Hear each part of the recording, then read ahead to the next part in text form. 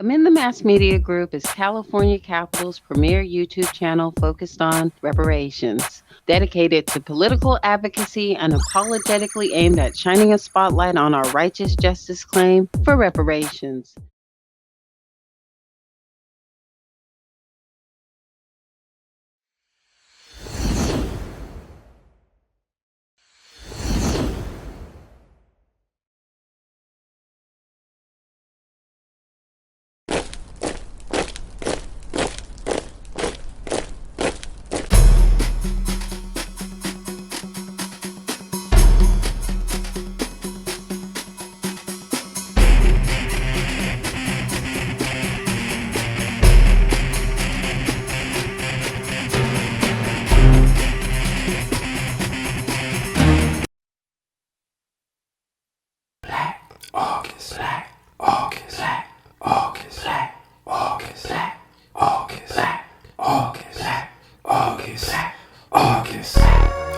On this month, we have the rise of the Phoenix, George Jackson, from the day that we landed from Arthur.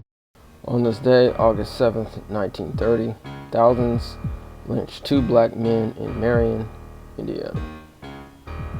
On August 7th, 1930, a white mob used crowbars and hammers to break into the Grant County Jail in Marion, Indiana, to lynch three young black men who had been arrested earlier that afternoon after being accused of murdering a white man and assaulting a white woman. Thomas Shipp and Abram Smith, both 19, were severely beaten and lynched, and 16-year-old James Cameron was badly beaten but survived.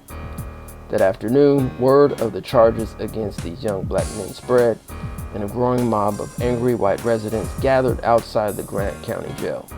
Around 9:30 p.m., the mob attempted to rush the jail and was repelled by tear gas. An hour later, members of the mob successfully barreled past the sheriff, and three deputies grabbed Mr. Shipp and Mr. Smith from their cells as they prey and dragged them into the street.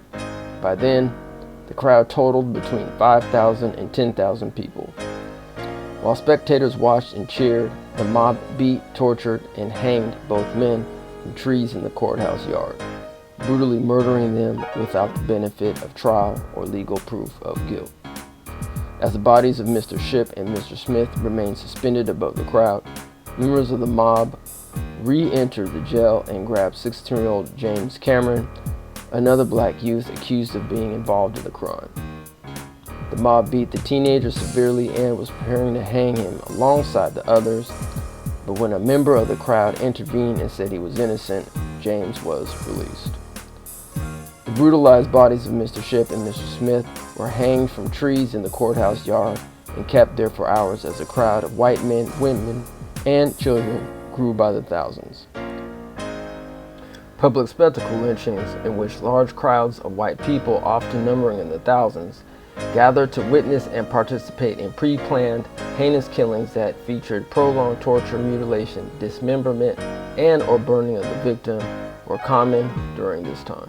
When the sheriff eventually cut the ropes off the corpses, the crowd rushed forward to take parts of the men's bodies as souvenirs before finally dispersing.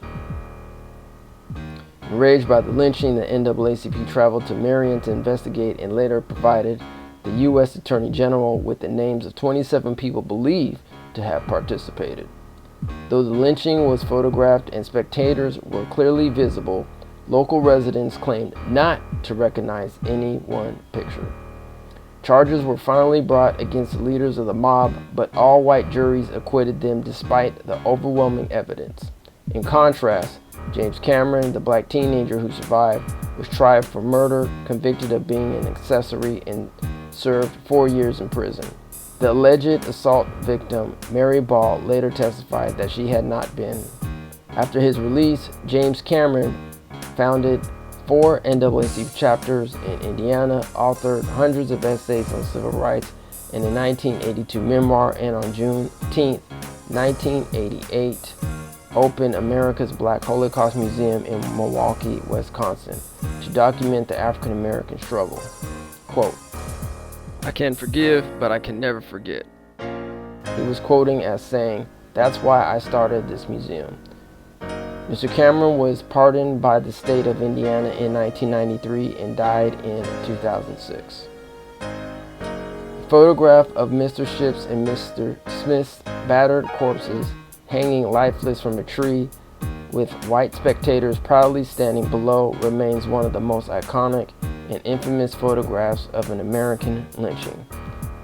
In 1937, an encounter with the photo inspired New York schoolteacher Abel Meeropol to write Strange Fruit, a haunting poem about lynching that later became a famous song recorded by Billie Holiday.